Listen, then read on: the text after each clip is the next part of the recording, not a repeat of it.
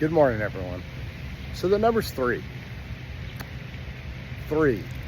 That's how many times my head bounced off the concrete.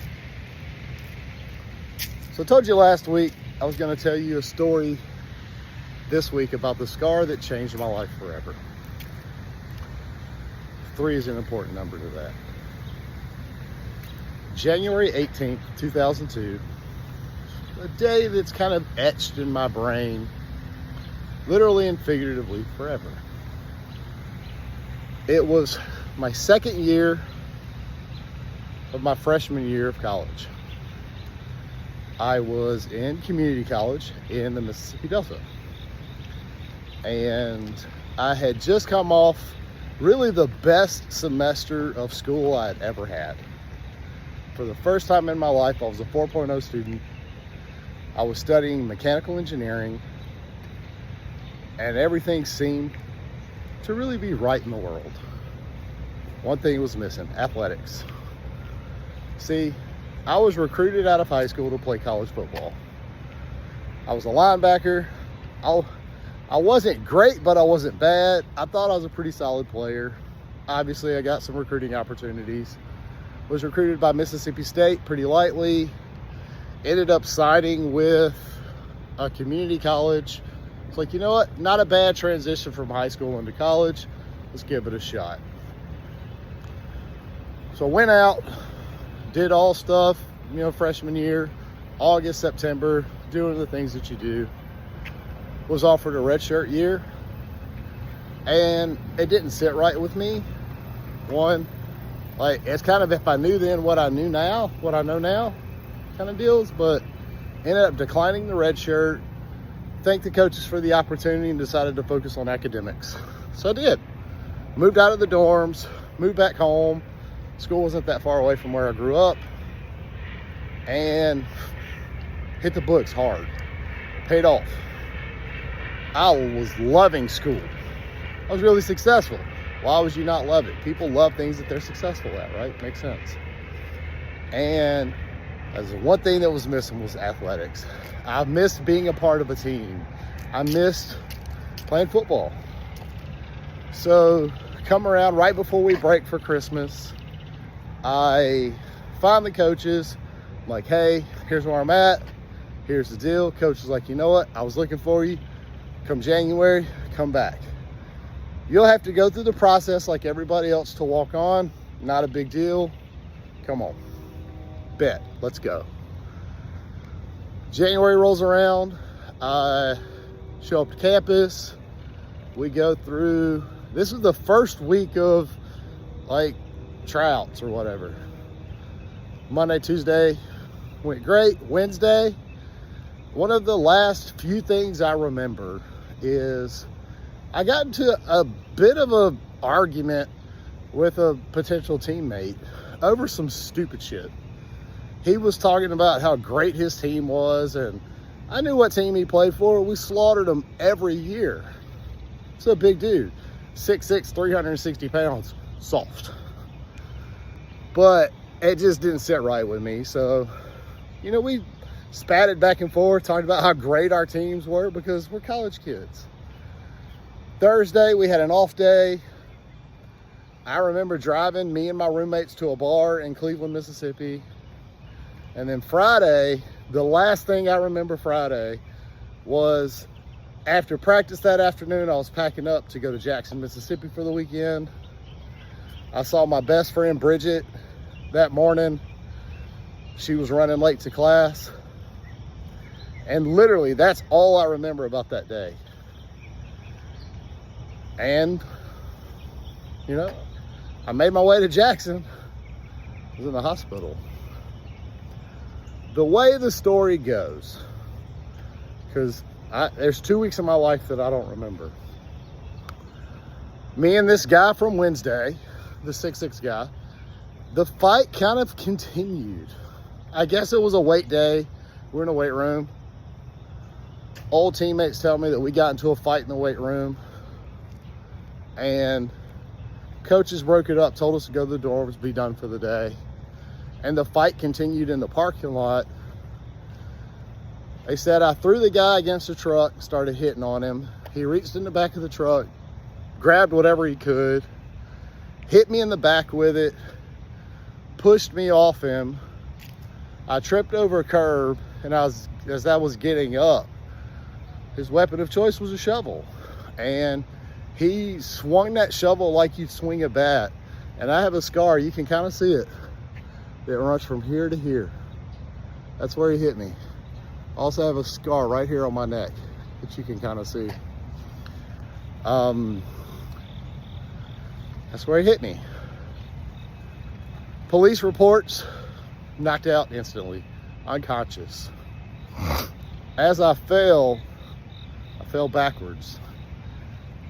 And the report states that my head bounced 3 times off the concrete. And there's, 25, 30 guys watching all of this happen. It happened so quick. And one guy ran inside to find the trainer. Found the trainer, said, come quick, he's hurt. Trainers don't know what's up. They don't know the severity of what's going on. They don't know a thing. They start walking to the front of the gym, said, oh, he's back here.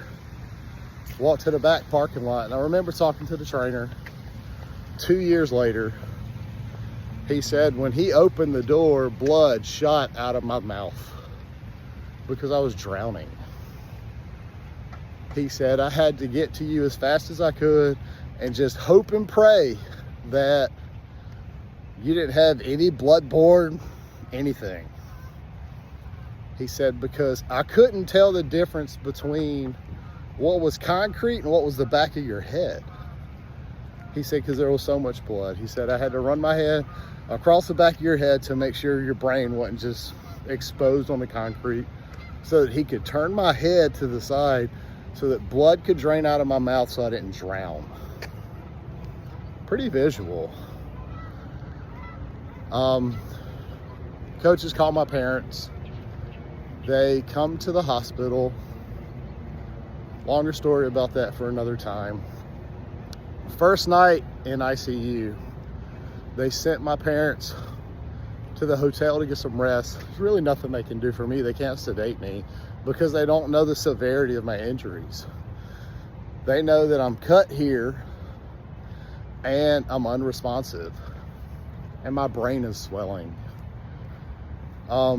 They called my dad at the hotel and said, we need you to come back and help us hold him down.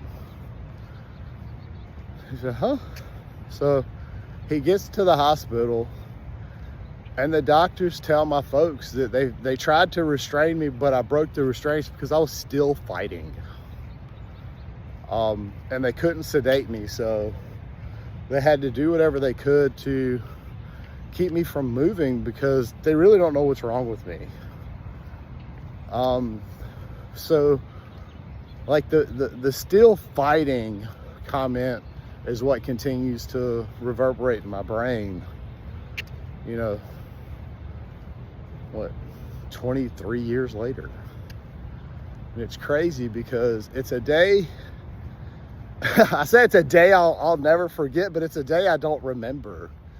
It's everything that happened after that changed my life. And that's why I say this is the scar that changed my life. It put me on a path and a trajectory that really forced hard stop on every goal that I had. Cliff's Notes version of the next 20 years. It took me 2 years to relearn how to learn.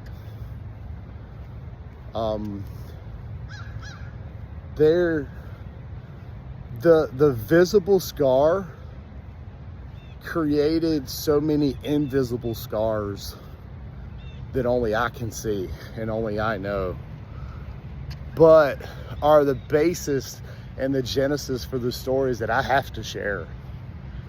Because I know while what happened to me it's not common, right?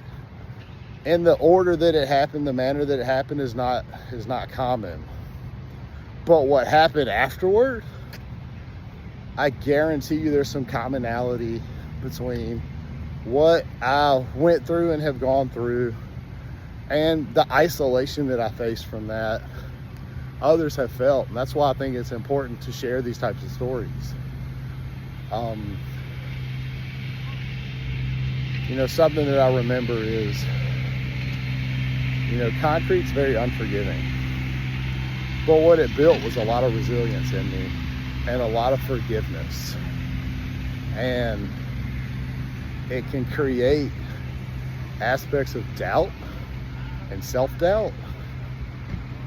But I can always think back to how far I've come, because there was a moment where that could have been my excuse. And we'll talk about that in a later date. You know, I think it's important to remember where you are and where you were. And can you say that who you are now is not who you were then? And that's something worth hanging on to.